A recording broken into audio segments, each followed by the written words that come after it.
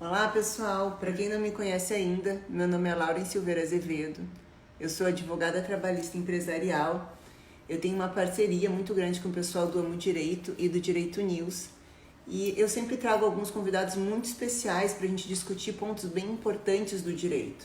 Hoje eu tenho a honra enorme de dizer para vocês que eu estou trazendo uma pessoa que eu sou muito fã, que é o Rodolfo Pamplona. E enquanto eu estou colocando ele aqui na live, eu quero fazer um pedido para vocês, para que vocês mandem bastante coraçõezinhos e vocês enviem essa live para as pessoas, porque ela vai tratar sobre a decisão do STF. A gente está trazendo notícias quentinhas do forno para vocês e a gente vai discutir todo esse tema. Enquanto a gente está aguardando aqui, eu estou vendo algumas pessoas conhecidas, eu vi Murilo, vi a Jana aqui. Então, gente, por favor, também me deixem que me digam aqui de onde que vocês são, enquanto conversando, pode ser? Eu sou assim, do sul, vocês podem ver que eu tô toda enroupada porque aqui tá friozinho mesmo. Oi, Heloísa. Olá, Olá, professora Laura, tudo bem? Como vai a senhora? Tudo bem? tudo bem? Muito obrigada por ter aceitado o meu convite. Fico muito honrada com a tua presença hoje aqui. Para mim é uma honra, um prazer, um privilégio poder ter a oportunidade de debater com a senhora aqui sobre essas questões que estão nesse momento. Nós estamos literalmente falando no momento em que o Supremo Tribunal Federal está apreciando a DIN sobre a MP 936. Temos aí várias perspectivas, já temos vários votos, temos 7 votos neste momento, né? E aí eu tenho algumas coisas, eu fico brincando que eu tô, desde que eu entrei no isolamento, essa aqui é a minha 62ª live. Eu estou numa maratona de lives e aí conversando com todo mundo, né? E para mim é um prazer ter esse primeiro contato virtual com a senhora. Espero ter uma oportunidade de conhecê-la pessoalmente e também através do Direito News, que é um perfil muito importante, uma visibilidade muito importante, né? Para mim está sendo um prazer, uma honra, um privilégio. Olha, eu que agradeço, né? Já sou tua fã há muito tempo. Tenho teus livros também, como a maioria do pessoal aqui. E a gente poder discutir esse tema, que nem eu brinquei, mas está saindo do forno mesmo, porque está sendo discutido agora, né? Tava um empate, agora a gente está com a A medida. Melúcia já desempatou para declarar a constitucionalidade. Então, nós estamos aí já com 7 votos, né? Está chegando aí, faltam 4. E qual a tua opinião? Vamos fazer um bolão aqui. Vamos fazer um bolão? Vamos fazer um bolão. Eu acho que o STF vai declarar a constitucionalidade por 6-5. Eu acho que vai vir vai ir nessa coisa de empate, empate, empate, e vai ser no desempate com o Toffoli. Se eu tiver que fazer o bolão, é esse, né?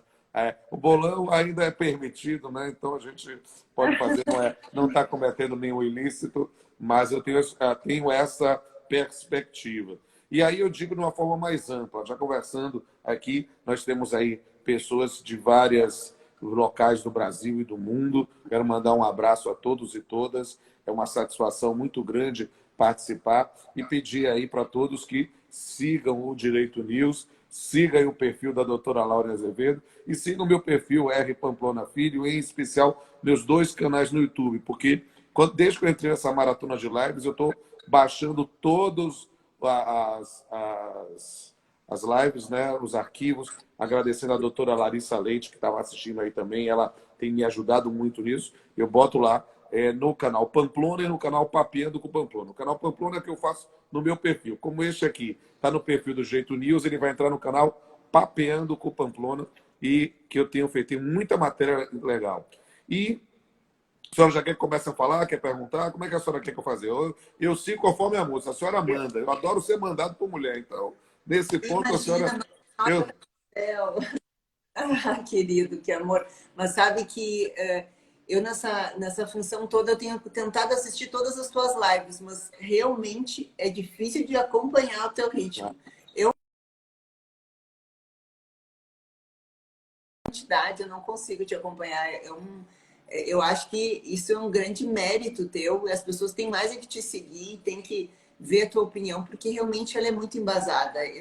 Tu é uma das e, principais referências, né? Eu acho isso fora de série. e tem sido um prazer muito grande, sabe? E o que é interessante, o coronavírus acabou despertando.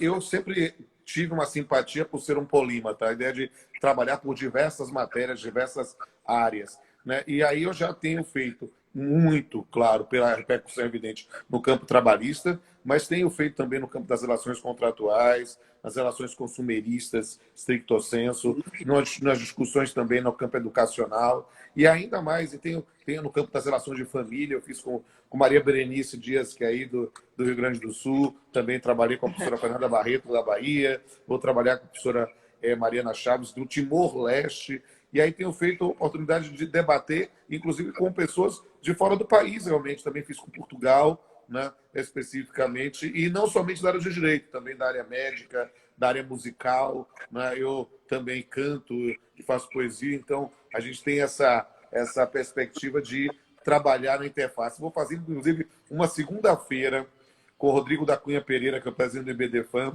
sobre direito de família em verso, prosa e música. E o Rodrigo pediu que eu cantasse. Então, se você quiser me ver cantando, não vai ser a do Gustavo Lima, mas vai ser interessante. Segunda-feira, 8 horas da noite, vou estar cantando aqui para vocês, né? Música sobre direito de família, para também fazer algum tipo de consolo nesse momento que nós estamos fazendo reflexões, repensando a nossa vida, não é mesmo? E aí tem muita coisa, todo esse material está disponível lá. Então, para a senhora e para todos os nossos ouvintes aqui, vai ser um prazer conversar com cada um de vocês. Vamos lá bater um papinho?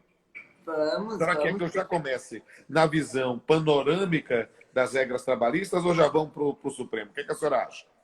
Vamos pelo panorama, já vamos dar Perfeito. um tempinho para o pessoal ir votando ali mais um pouco até a gente chegar. Ótimo, aí o pessoal vai entrando e a senhora também deixa aí o computador ligado para qualquer informação, para ver se a nossa profecia ou se eu vou ganhar o bolão. Eu fiz o bolão hoje, hoje eu vou ter 8 horas da noite, não vai ser nem mais quarteto, vai ser sexteto, né? Eu, Renato Saravia, Vôlei Bonfim, Otávio Calvê, Rafael Renzetti e Rafaela Sionec. Hoje, acho que é 20, depende do horário de terminar a decisão do Supremo. Mas se acabar antes das 8, vai ser às 8 horas. Se não, vai ser 9, 10. O horário que for, a gente vai estar disponível para conversar com vocês, já comentando a decisão. E aí, o que é preciso entender? A gente precisa ter uma visão, e aí está entrando cada vez mais gente, é importante isso, talvez fazer uma visão panorâmica da disciplina normativa das relações de trabalho com a pandemia. E eu digo isso com liberdade. Eu sou, evidentemente, muito mais velho que a senhora, talvez tenha idade até de ser pai da senhora pela sua juventude e beleza, mas eu digo de cara aqui que eu estou na área trabalhista há 28 anos, né? Como juiz há 25. Né? E eu tenho acompanhado as idas e vindas digamos assim, das ondas, né? A vida vem em ondas como o mar, diria Lulu Santos, né? E dentro desse ponto, as idas e vindas na disciplina normativa das relações de trabalho. Para falar da nossa história recente, nós estamos num período meio de ostracismo das relações de trabalho, as pessoas dizendo que desde a reforma trabalhista não estava valendo mais a pena estudar direito de trabalho, ou coisa do gênero.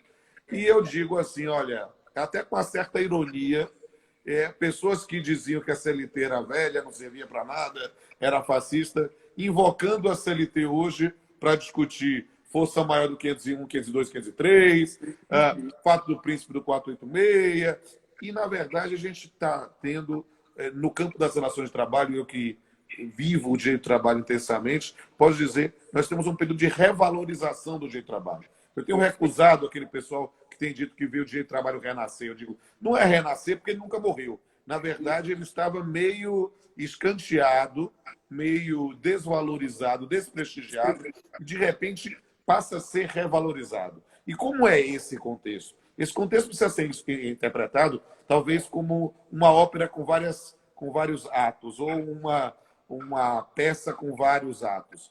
Vamos pensar. A primeira é a Lei 13.979, a lei da pandemia, a primeira previsão normativa, legislativa, formal do sistema, que não era uma lei trabalhista, mas como tinha a previsão específica de que a falta ao serviço decorrente de isolamento, quarentena, recomendação médica, era uma falta justificada, ou seja, não constituía falta injustificada, né? A gente voltou, de repente, a ser consultado para explicar a diferença de suspensão e interrupção.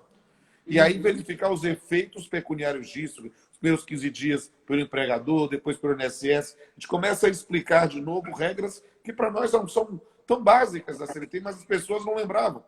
E aí o que é que acontece? A importância das relações de trabalho, o protagonismo do direito do trabalho, porque as relações trabalhistas como um todo, efetivamente, são o centro de uma economia. Né? As pessoas não conseguem entender que o direito do trabalho só funciona no capitalismo, porque é justamente os limites aceitáveis na exploração econômica, é verificar efetivamente o que é que pode, até onde pode ir. E aí, a disciplina que nos separa da barbárie e do vandalismo é justamente no campo do direito, uma forma civilizada e pacífica de solucionar conflitos.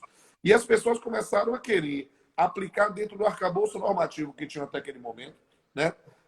Formas de manter atividades econômicas e começaram a praticar, sem previsão específica. E aí o governo federal finalmente se movimentou com a MP 927. A MP 927, que eu costumo dizer, essa é a lógica, e por que eu estou votando no bolão no 6-5? Né? Porque a MP 927 tem uma diretriz que é a diretriz que me parece mais razoável. É a diretriz de manutenção dos postos de trabalho. Então, a MP 927 estabeleceu diversas medidas, digamos assim, que o empregador já podia fazer, mas que ela foi flexibilizando a forma do exercício de determinações unilaterais. Ou seja, o empregador unilateralmente colocar no teletrabalho, no home office, antecipar férias individuais ou coletivas, compensar feriados, fazer banco de horas invertido.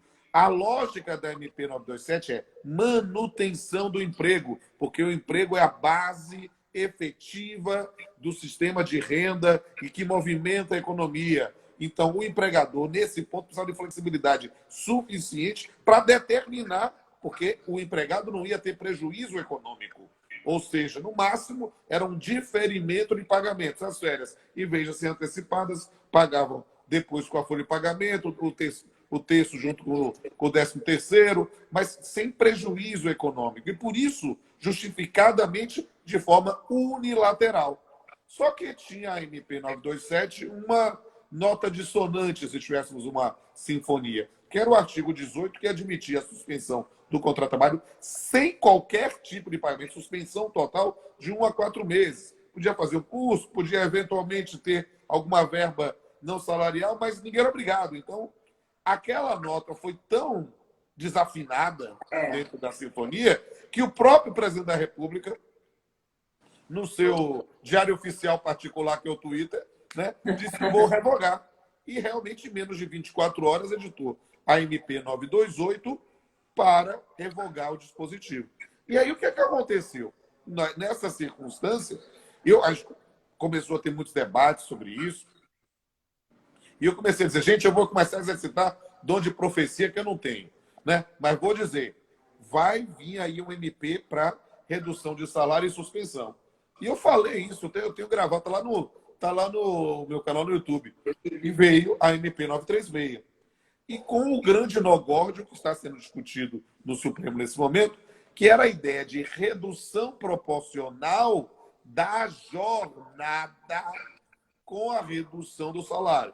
Podemos falar de outra forma. Redução do salário com a redução proporcional da jornada. Essa é a ideia especificamente lá. E também a ideia da suspensão do contrato de trabalho, mas em ambas com um benefício, e isso precisa ser explicado, principalmente para o leigo, ou para o jurista que não milita na área trabalhista, né? Não é seguro-desemprego, é um benefício emergencial de preservação de emprego e renda. A gente está chamando de BEPER, né? Esse benefício, que não se confunde com o seguro-desemprego, embora calculado com base nele, né? Esse benefício foi a forma do governo dar algum tipo de amenização aos trabalhadores. Por quê? Porque eles terão prejuízo.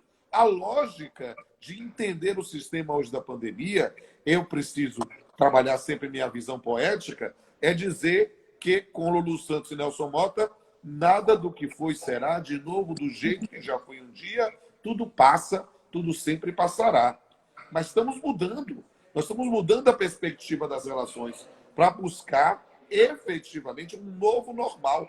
E dentro desse novo normal, a ideia dessa circunstância é admitir uma redução, porque haverá redução, mas, nesse ponto, com o governo tendo a sensibilidade de dar algum tipo de amenização. Essa era a lógica. Só que estabelecido pela via individual. Note qual é a diferença, qual é o ponto comum e qual é a diferença da MP 927 para 936. O ponto comum é manutenção dos postos de trabalho. O governo não fez nenhuma medida legislativa para estimular a extinção de emprego. Exato. Essa é a lógica. A ideia de manutenção seria de uma irresponsabilidade social impressionante. Não duvido nada no mundo. Eu aprendi com Bismarck que se nós soubéssemos como são feitas as leis e as salsichas, nós nunca nos valíamos delas. Mas o fato é que não houve essa irresponsabilidade. A ideia é dizer, queremos a manutenção do pós-trabalho. 927, 936 vai na linha. Qual é a diferença? É que na 927 é unilateral.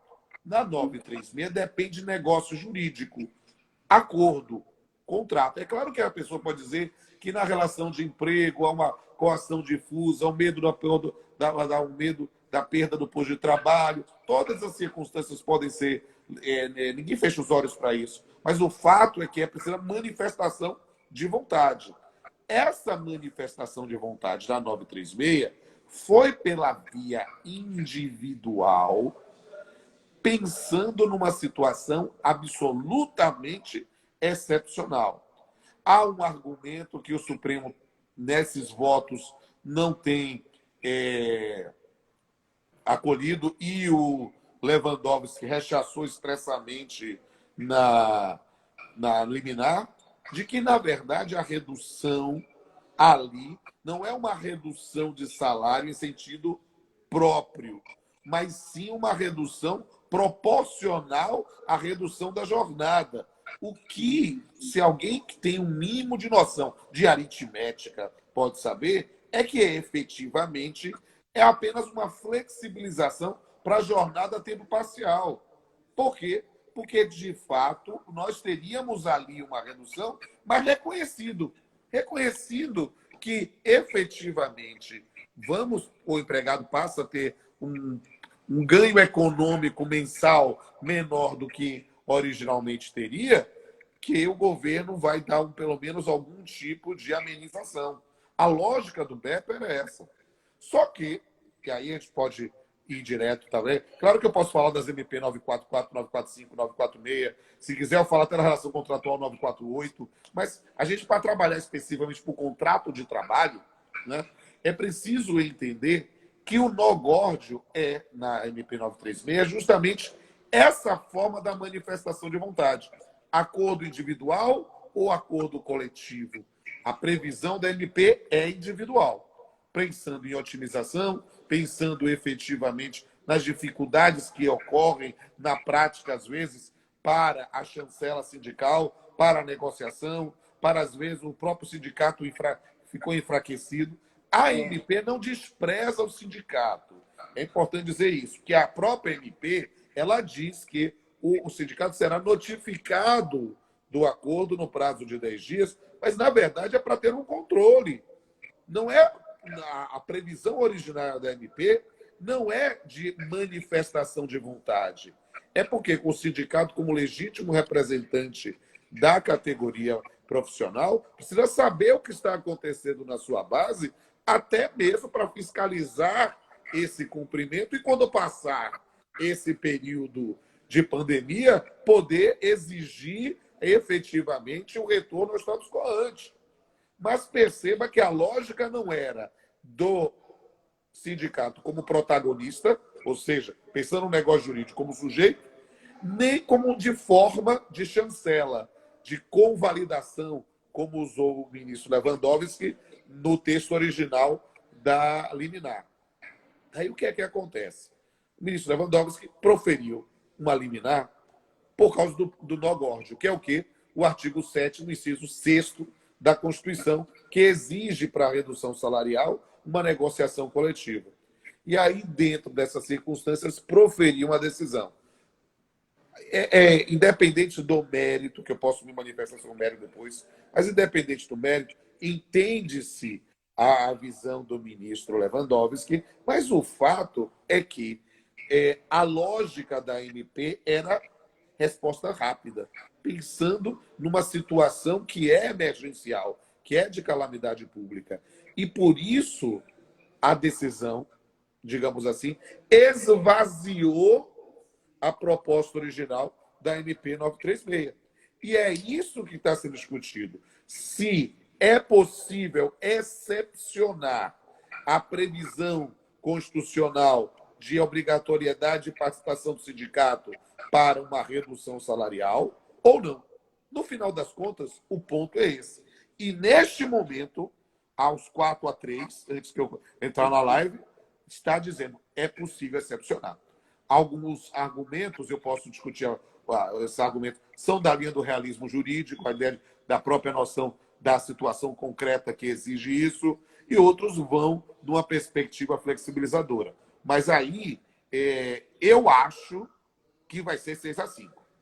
Eu acho que o próximo voto vai fechar no 4-4 ou vai ficar no 4-5, vai para 6-5 e vai para Toffoli para o 6-5. Pode ser que eu erre. Eu estou nesse momento, quem faz previsão corre o risco, mas a experiência das decisões do Supremo tem sido sempre apertadas. É porque, assim, desde que veio a reforma, literalmente a intenção, e todo mundo muito se questionou, a justiça vai acabar, o direito do trabalho vai acabar, muito se discutiu isso. E eu tive muitos colegas que pararam de advogar na área trabalhista para ir para o civil, porque disseram, olha, agora o contencioso quase não existe mais, tanto que eu trabalho com compliance um pouco antes da reforma, no início de 2017, e foram surgindo outras formas de tu trabalhar em prol do empregado até dentro da própria empresa, que é isso que a gente faz com uma assessoria bem feita, né? E criando uma estratégia. Mas a questão toda é que quando a gente pensa que houve a reforma, esvaziou total o sindicato, porque depois que a contribuição passou a ser facultativa e aí os próprios funcionários tinham que dizer que queriam fazer com a contribuição, isso de vez esvaziou, eles não têm mais renda nenhuma. E assim, eu não quero nem dizer que eu sou a favor e nem contra. Tinha um exagero, tinha um número exacerbado, mas eles tinham um papel muito importante. Claro, aquilo ali nem estava mais sendo valorizado, e tanto que nem eles mesmos diziam, né, ensinavam para os seus filiados qual que era o seu papel, o que eles faziam, a importância de uma convenção coletiva, as pessoas nem sabiam. Elas não queriam ser descontadas. Era só isso que elas não queriam. E, claro, eu presenciei muitas empresas também entraram na mente dos funcionários para quê? Para quê? Não contribui. E nisso foi perdendo total o seu papel. E aí, quando veio agora toda essa questão da pandemia, o governo ele teve que tomar medidas urgentes. Acho que, realmente, concordo contigo, a função era agilizar. Mas eu acho que se tu não tiver um controle, infelizmente, a gente não consegue, assim, se basear pela boa-fé de todo mundo, porque a gente sabe que grande parte das pessoas, infelizmente, não são assim. E o papel do sindicato nesse ponto seria muito valorizado. As pessoas entenderiam de novo para que ele está aí. Seria praticamente uma campanha silenciosa, né, para o sindicato, dizendo assim, olha, esse é meu papel constitucional, eu estou aqui só para regular. Eu não estou aqui para atrapalhar nem nada. O problema todo é que logo em seguida que saiu essa determinação da liminar, os sindicatos começaram a cobrar valores abusivos para fazer um acordo, cobrar valor por funcionário. Quer dizer assim, eu cheguei a ver que teve um que me mandou que era R$ 400 por funcionário, sabe? Era uma coisa extremamente... É do 8 ao 80. Quando tu tinha que mostrar a tua função na sociedade, a tua importância, tu vai lá e faz tudo errado. Então, acaba o que aconteceu mais na instituição, né? E essa é uma questão importantíssima, por quê? Porque houve um enfraquecimento efetivo do movimento sindical, da estrutura sindical, das fontes de custeio do sindicato com modificações, não somente da contribuição sindical mesmo, até mesmo do prestígio em relação à homologação das decisões do 477, entre outros elementos, e acabaram esvaziando e vários sindicatos estavam fechados. Aí o que é que acontece? Esse fenômeno que a senhora está colocando é muito importante e eu vi isso em outras lives que fiz aqui, que estão lá no canal. Né? O sindicato querendo... A questão básica, o sindicato não pode cobrar para negociar. É missão dele negociar. Né? Ele até pode pensar em alguma outra forma de contribuição no estabelecimento, mas cobrar para negociar, não. Você não cobra da mãe para amamentar. Você não cobra. Perceba que é a própria atividade do sindicato. É da essência. E digo que nessas circunstâncias, o sindicato está cobrando, tem que denunciar para o Ministério Público. Entende? O Ministério Público do Trabalho tem que cair de pau mesmo nessas situações. Por quê? Porque efetivamente são condutas antissindicais. Aquilo que a gente ensina em direito coletivo do trabalho, do closed shop, de tentar fazer relações nesse ponto, é algo que é complicado. É preciso entender o papel do sindicato nesse ponto, que é extremamente importante. E eu digo o seguinte, esses sindicatos de cobrança, nesse ponto, acabam reforçando os argumentos de realismo jurídico no Supremo Tribunal Federal e o que vai chegar a isso? Vai acabar esvaziando, porque o papel do sindicato é importantíssimo numa tutela da preservação das relações e da paz mesmo no ambiente de trabalho. Então, o sindicato não tem que defender interesse próprio, tem que defender o interesse dos trabalhadores. E dentro dessa perspectiva, verificar se há condições de se há melhores condições, se há situações que dá para ver algum outro tipo de prestação, às vezes uma garantia de estabilidade efetiva, algum tipo, porque pensar nos postos de trabalho, seguir dessa linha, e isso que é o caminho da atuação do sindicato, porque eu quero lhe dizer para a senhora, inclusive lhe dando os parabéns por atuar no campo da compliance, por quê? Porque eu não tenho a menor dúvida, como eu digo, eu não tenho o dom da profecia, mas me arrisco a profetizar. E digo que quando essa pandemia passar, né? Dá vontade até de cantar. Quando o inverno chegar, Tem voz boa para isso. está junto a ti. Né? Então, quando acabar isso, sem sombra de dúvida, a advocacia vai ganhar um novo relevo, a advocacia trabalhista.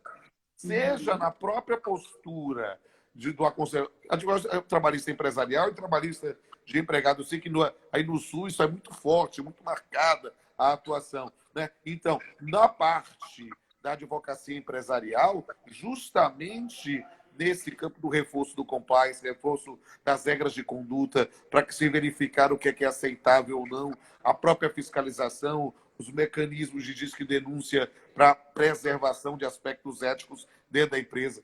E na advocacia obreira, vamos dizer assim, o campo da negociação efetiva para pensar em outras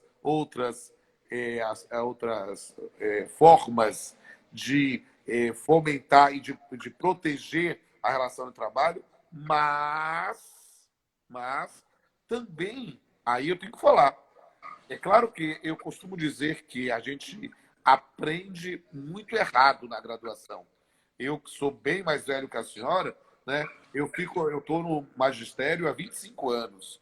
E eu digo com liberdade que a forma que a graduação ensinava era muito ruim, porque a gente só aprende a brigar, a gente só aprende a litigar.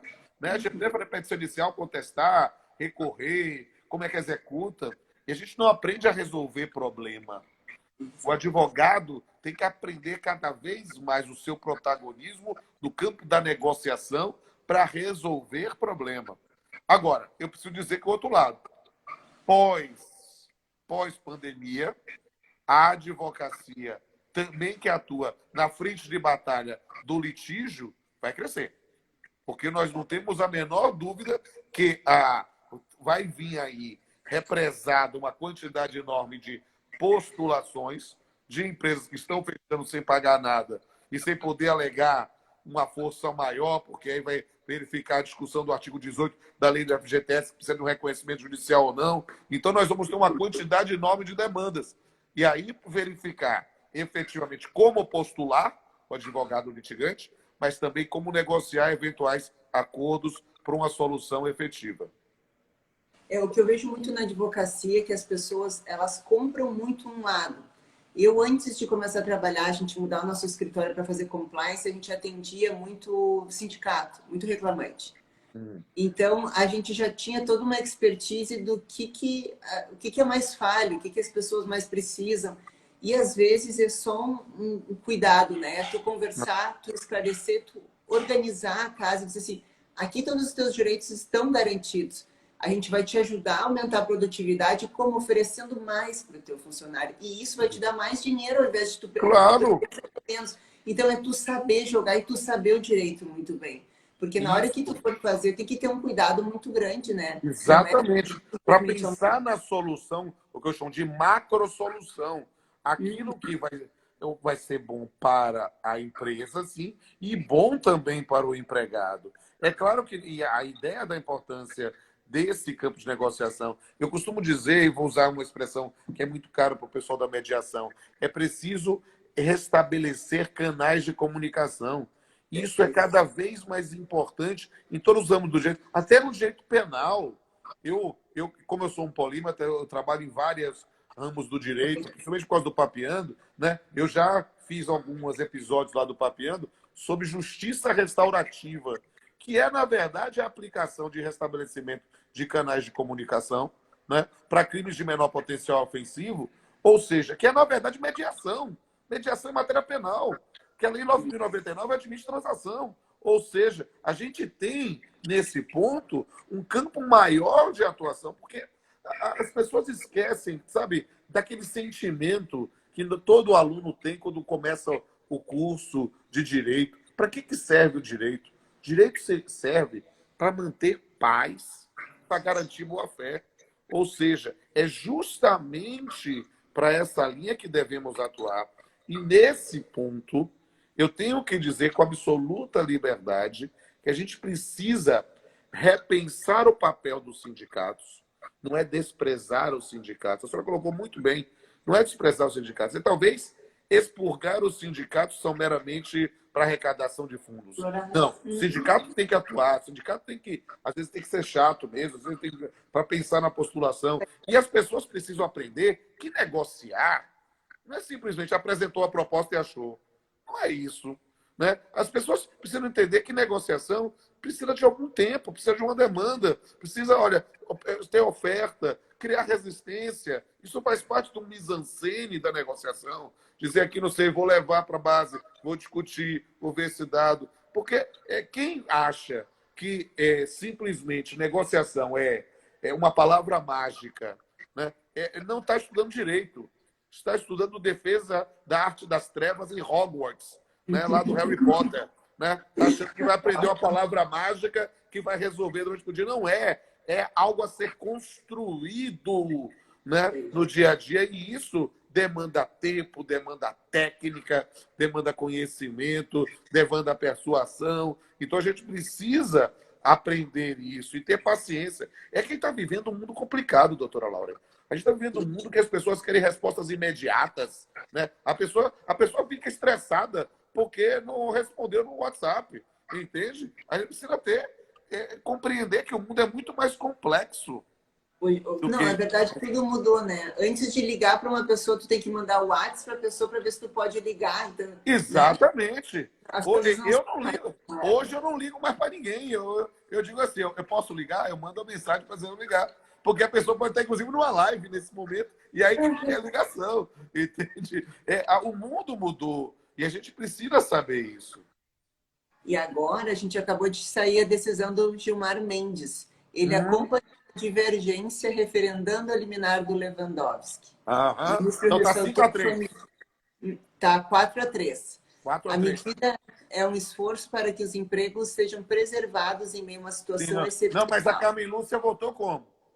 A Carmen Lúcia votou. A Carmen Lúcia votou a favor da liminar. A favor da liminar. Então tá 4-4. Não, tá 4-3. Tá 3? Confere aí, não me reais. Ó, o Lewandowski, a Rosa Weber, o Faquin e a Carmen Lúcia. E do outro lado é o Alexandre de Moraes, o Barroso, o Fux e o Mendes. Peraí, então, pela liminar estão Lewandowski, o Faquin, a Rosa Weber e a Carmen Lúcia. 4, né? Isso. Ai, que aqui tá dizendo que é 3, tá certo tu. E do outro lado é o Alexandre de O Moraes Alexandre, o Fux, o Barroso e o Mendes. e o Mendes. Então tá 4-4. Tá 4-4, tá ali errado, tá 4-4, certo? Exatamente. 4-4. Eu disse que ia dar 4-4. Aí o que acontece? Vai dar um 5-4, depois vai ser 5-5 e depois vai ser 6-5. Ó. Escreve o que eu estou dizendo. Eu não tenho toda a profecia, mas eu estou botando no bolão isso aí. Eu vou, como a doutora Gaúcha, quando eu for aí, eu vou cobrar não um chimarrão, que eu não sou muito fã. Ah, com Pode, certeza. pode ser um churrasco, um churrasco, um churrasco. Um Com o espeto que tu corrido. escolher. E Fechado. aqui tá fazendo um bom frio, sabe? Já tá na Pronto, época. aí um vinho é bom. Um vinho com É um verdade, churrasco, aqui tem. combinado. E olha só, eu tava antes ouvindo aqui os votos, que muitos da divergência eles estavam alegando a instabilidade, a insegurança jurídica que tu passares, tu precisar como requisito de validade a anuência, né, a concordância, enfim, do sindicato, porque se já está valendo o contrato firmado, desde o momento ele já tem validade, depois ele só vai passar pelo sindicato para corroborar ou não, né, para ratificar ou não. Durante esse período, o funcionário vai estar afastado e já vai estar recebendo o benefício. E Sim, aí, o que seria, né? Seria devolvido esse benefício? exatamente. Aí o que é que acontece? Vamos explicar isso filosoficamente e vamos explicar isso pragmaticamente. Filosoficamente, esse tipo de argumento é o que os doutrinadores chamam de argumento de realismo jurídico. Ou seja, em vez de se discutir a premissa teórica da exigibilidade constitucional da submissão à negociação coletiva para a redução salarial, parte-se da premissa de que há uma dificuldade fática para essa negociação, seja pela estrutura dos sindicatos, seja pela demora e que isso pode acarretar numa situação de pandemia, e aí se preserva mais a realidade do que a promessa constitucional. Filosoficamente é isso. Do ponto de vista pragmático, é a discussão especificamente para dizer, ó, gente, nós temos realmente que, nessas circunstâncias, achar a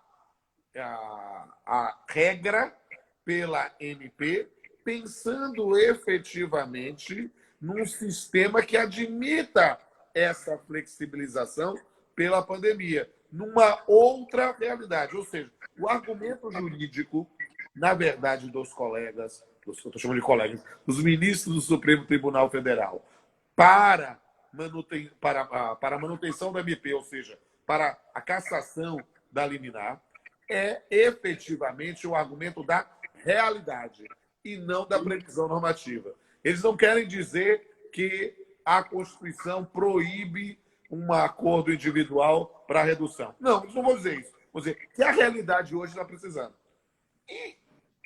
E a verdade seja dita, para a maior parte das empresas, a realidade está precisando.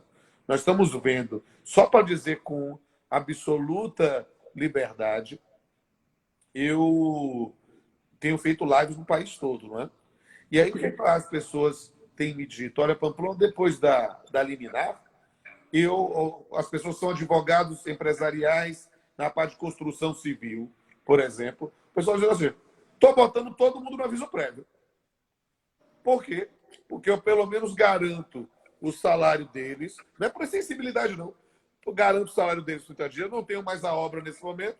Vou pagar daqui a 30 dias o aviso prévio. Se a situação mudar, eu comunico a cada um e revogo o aviso prévio. Mas por quê? Porque com a obra parada, eu não estou recebendo verba, eu não tenho como fazer. Pequenas construtoras, por exemplo, eu tenho visto isso com frequência. Esse é um argumento de realismo. É um argumento de dizer, olha, a realidade está confrontando a previsão normativa. é muito complicado, às vezes desconfortável para o doutrinador, para o pensador do direito. Vamos mudar aqui, botar um pouco mais de luz aqui, né? Do direito, né? Ah, melhorou? Melhorar um pouquinho aqui, né? É muito complicado, às vezes, para o operador do direito, para o aplicador, admitir que está excepcionando a previsão. E por isso ele se vale da realidade para dizer, olha, aqui a realidade clama por uma solução diferente da ortodoxa. É isso mesmo que no final das contas estamos discutindo. E é realmente importante, porque não adianta tu querer ver com olhos da normalidade um tempo atípico como esse, né? Eu sempre brinco, a gente está vivendo num mundo entre parênteses, assim, porque é uma questão de urgência, medidas urgentes, e por mais que tu... por isso que eu digo assim, quando a gente fala de advogado, às vezes todo mundo é muito parcial. Vocês que são juízes já têm essa visão igualitária, né? Mais isonômica entre as duas partes. Mas, normalmente, quem é empresário puxa para o seu lado, quem é trabalhador puxa para o seu lado, e o advogado também tem essa tendência. Exceto alguns que jogam para os dois lados, a gente consegue ver os pontos falhos, mas a gente vê assim, se não tivessem sido tomadas essas medidas, a demissão em massa, a despedida ia acontecer, e o caos ele ia cada vez aumentar mais. E aí, vamos até explicar isso. O argumento do realismo, o argumento da realidade, é muito importante, doutora Laura. Mas, e aí, o que eu quero ressalvar, para entender o SP, entender a noção da MP e a previsão da MP em relação à notificação do sindicato. Não estou falando da liminar, estou falando da MP mesmo.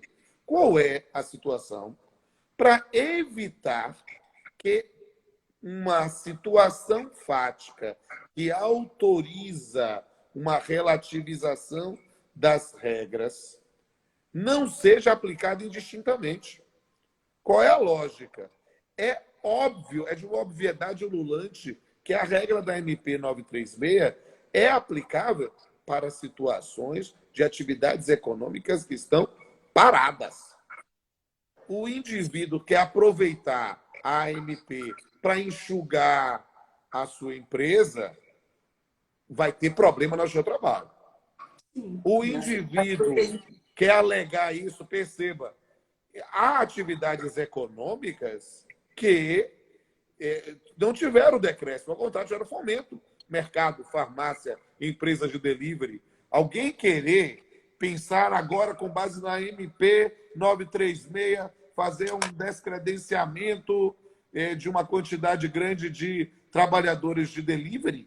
Como? O que está acontecendo? A gente precisa efetivamente entender, aí sim é uma atuação responsável, diligente, ativa, confrontadora, se necessária, do sindicato. O sindicato não tem que ficar criando dificuldade com uma empresa que está em dificuldade. Se a dificuldade decorre de má gestão, de tal, aí tudo bem. Mas se decorre de uma situação que ninguém esperava. Doutora Laura, a gente toda virada de ano, chega em dezembro, a gente ouve umas profecias, umas previsões apocalípticas, alguém vai morrer, alguém não sei o quê, vai ter um desastre. Alguém acreditaria em dezembro do ano passado que no mês de março e abril a gente ia passar boa parte disso em casa, trancado, sem poder sair? Nunca, né? O mundo inteiro, né? É uma coisa muito surreal. Então é algo que a gente precisa ver. O pessoal está dizendo que parece sair o voto de Marco Aurélio aí. Como é que está aí? Não saiu. Ele está sinalizando que não cabe a discussão acerca da medida provisória, devendo se aguardar o processo legislativo. Ele não terminou ainda. Ah, certo, entendo. Ok. E aí é interessante. Mas, por enquanto, a votação está favorável. Está 4-4 ou 5-3? O pessoal aqui está falando uma coisa ou outra. Eles estão contando o primeiro voto, que foi ontem, né? Eles estão contando só os de hoje, por isso. Certo. Então, lembra aí. O voto de ontem é o voto pela liminar, ou seja, pela ideia especificamente da obrigatoriedade da participação da entidade coletiva. No aspecto de quem julga improcedente, a ADIM julga que é possível negociar individualmente. É o que está prevalecendo, né? Está 4-4, 5-4, como é que está? Eu estou Não, tá 4 a curiosíssimo. 4. Eu estou Ele aqui, não terminou ainda. a senhora é gaúcha, então a senhora deve estar se sentindo no Grenal. Como eu sou É, baiano, isso. eu estou no Bavi, entende? Mas tem gente no Fla-Flu, no Corinthians e Palmeiras. Então, nós estamos aqui, né, no A Galo, volta uma emoção, né? né? Está todo mundo aí acompanhando. E eu digo assim, por quê? Porque já estamos falando há quase 50 minutos, né? Então eu tenho medo da live cair. Mas o que eu digo é que eu mantenho o meu voto no bolão. No bolão vai cair a liminar e vai ser no sentido de autorizar a negociação individual. É, eu acho que. A senhora pode dar uma olhadinha aí, porque eu sei que quando eu estava falando, eu não comecei a olhar as perguntas aí, né? Aí depois o pessoal me diga se tem alguma pergunta específica, eu posso falar, mas e dizer Ó, aqui que eu vou botar uma na tela, tá? tá. Ó. Como o empregador faz quando não há sindicato da categoria do local ou região, uma cidade do interior? Bem, isso partindo do pressuposto da manutenção da liminar, que eu acho que não vai ser mantida, mas não deixo de responder. Nessa circunstância, não havendo sindicato organizado, procura a federação ou a confederação. Né? É a regra, é o 617. Se não tem sindicato, fazer isso. Por quê? Porque só pode ter um pela regra de unicidade sindical. Se não foi constituído, organizado, vai para a federação. Alguém colocou assim, ele acompanhou a maioria, mas estava 4 a 4. Ah, tá, eu entendi, é pela divergência. Pela divergência. É Então, penta, ó. O pessoal já está rindo, né? É uma estabilidade. Bom, em seguida, eu já sei que tu deve ter uma live na sequência, né? sim, eu tenho aí, mas eu posso continuar com a senhora ainda um pouquinho, né? Sempre um prazer, né? Mas eu vou ter, na verdade, umas 19 com o ministro. Quero convidar todo mundo que está participando. Às 19 horas, eu vou fazer uma live com o ministro Douglas Alencar Rodrigues, do TST, um ministro muito ponderado, muito inteligente, muito estudioso, que vai ser muito legal, não tenho a menor dúvida, 19 horas. E a partir das 20, nós vamos ter aí uma mesa, né, um sexteto. Eu, Renato Saraiva, Euvória Bonfim, Otávio Calvê, Rafaela Sionec e Rafael Rezende. Então vai ser muito legal. Não, só a fera, né? Tem alguém que fez uma pergunta aqui, ó, a última. Aí eu prometo que eu te libero. Não, Se estou à ele, disposição. Para mim é um prazer. Para mim se é ele... uma honra, um prazer e um privilégio. E o Direito Ah, News em legal. especial também, dizendo ao pessoal, gente, siga aí o Direito News e siga a doutora Laura Azevedo aí no Instagram. Me siga também, R. Pamplona Filho, e também manda os meus 2 canais no YouTube. Alguém estava falando, já escreveu umas 4 vezes, responde, mas eu não sei qual é a pergunta. Então manda a pergunta Eu aí para sabia mim. que assim, ó, se a liminar não for mantida, valerá acordo individual sem precisar da manifestação do sindicato? Sim, mas nesse ponto você faz o acordo individual e encaminha para o sindicato para fiscalização. É isso aí. Olha, eu estou procurando a pergunta dessa Ângela que botou o responde, mas eu não achei Não a sei a pergunta. pergunta. Ângela, que tal você copiar e colar a sua pergunta? Porque eu não sei qual é a pergunta. Tem muita gente. A gente fica sem saber, ó. A gente tenta voltar e não dá tempo. Como assim 6 a Não 4, dá. gente? Já tem outro. 6 a 4. 6 Eu a não 4, consegui 6 a ver. 4 já então caiu a liminar. Se está 6 a 4, caiu a liminar já. Agora vai ser 6 a 4. a diferença vai ser 6 a 5 ou 7 a 4. 6 a 4. Eu acabei de ver aqui também. Então, vai cair eliminar. Na verdade, vai É. dar uma encurtada Acho que a no Ângela está querendo caminho. saber o prazo para atuação na MP 936. Perceba, essa circunstância, o que é que nós temos? A negociação. Vamos partir dessa nova realidade. A MP 936 mantida na sua integralidade. Negociação direta empregado-empregador. Negociação direta empregado-empregador não vai ter prazo para negociação. O que nós vamos ter é o prazo para a cientificação do sindicato. Né? A cientificação do sindicato é o prazo de 10 dias da ANP. Se você quisesse fazer negociação por negociação coletiva, a MP tinha reduzido. O prazo era 8, passou a ser 4. Entende? São 2 prazos distintos. As pessoas estão se mordendo nisso, porque, é claro, prazo, a estrutura é a mesma coisa. Mas eram 2 prazos distintos. O de 10, originário da MP 936, é para cientificação do acordo individual. O prazo da CLT, do 617 e seguintes parágrafos, era um prazo de 8 dias, que foi reduzida para 4 pela MP para chamar para negociação coletiva. Por quê? Porque a CLT, originariamente, também traz a obrigatoriedade da negociação coletiva, mas sabe que se o sindicato não quiser negociar, né, você tem que chamá-lo para negociar. E ele teria prazo para responder, que era de 8 dias. Passou 8 dias, chama a federação. Passou 8 dias, chama a confederação. Então, nesse ponto, a minha amiga Vólia Bonfim tem recomendado que notifique todo mundo de vez, para economizar para uma negociação coletiva. Porque eu vou dizer, doutora, e aí falando em especial para a senhora e para todos os colegas que eventualmente atuam na advocacia empresarial, trabalhista empresarial, embora a MP preservado, como eu acho que ia ser, né, o que é que eu preciso dizer aqui? O pessoal dizendo para oferecer meu curso de direito do trabalho lá para o ministro Lewandowski, que eu vou mandar os livros de direito civil também. Mas aí o que é que eu posso dizer aqui? Nesse ponto, é preciso entender que a gente não deve desprezar a negociação coletiva. Ao contrário, né? Embora podendo fazer pela via individual, e notadamente pequenas, médias empresas, micro e pequena empresa, fazer pela via individual, mas pensar, buscar prestigiar a negociação coletiva pela maior segurança que isso vai ter. É uma legitimidade diferenciada.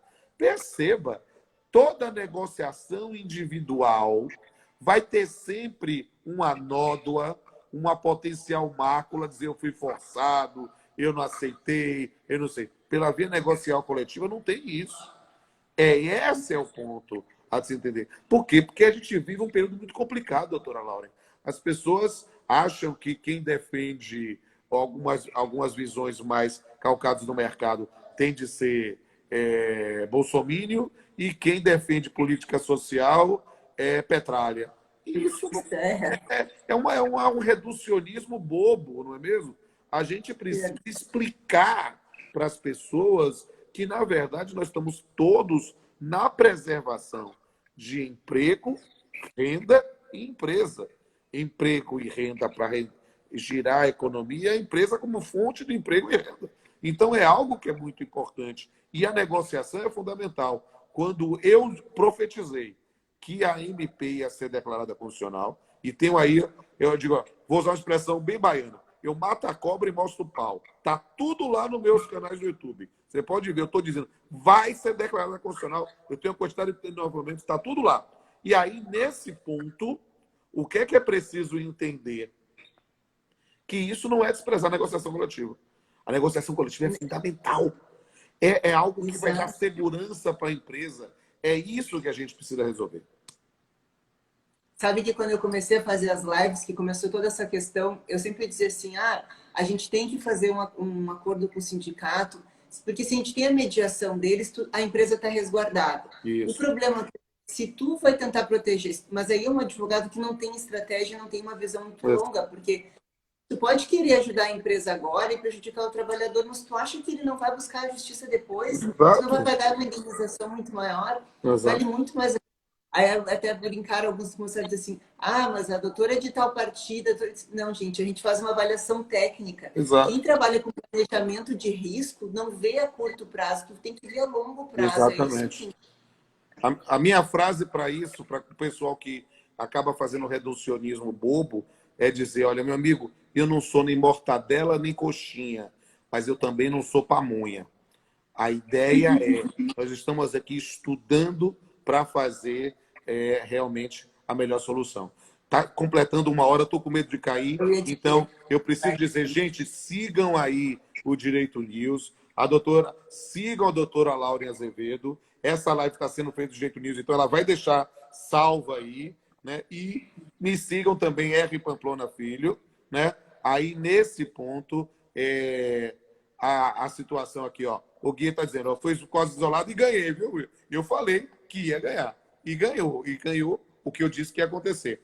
E me sigam lá, o canal Pamplona, o canal Papeando com Pamplona. A doutora Laura vai deixar salva, eu vou baixar essa live lá no canal Papeando com Pamplona. Doutora, foi um prazer conhecê-la pela via virtual. Espero ter o prazer de conhecê-la pessoalmente um dia. E vamos sim, quando tiver aqui, vier a Bahia ou for ao Rio Grande do Sul, e conte comigo sempre. Quem sabe faremos outras lives no futuro. Muito obrigada, viu? Por mim, a gente já marca uma outra live. Muito obrigada de coração por gastar o teu momento aqui conosco e dar todo esse ensinamento que tu deu aqui pra gente hoje. Obrigada de coração, muito obrigada, pessoal. Sigam o Pamplona, sigam a gente e vai ficar disponível por 24 horas aqui e depois vai estar lá no canal do professor aqui. Depois até faz mais. um print screen para mim, para eu saber quantas pessoas tiveram. Um beijo. Claro, te mando em seguida. Tchau, pessoal. Obrigada. Tchau.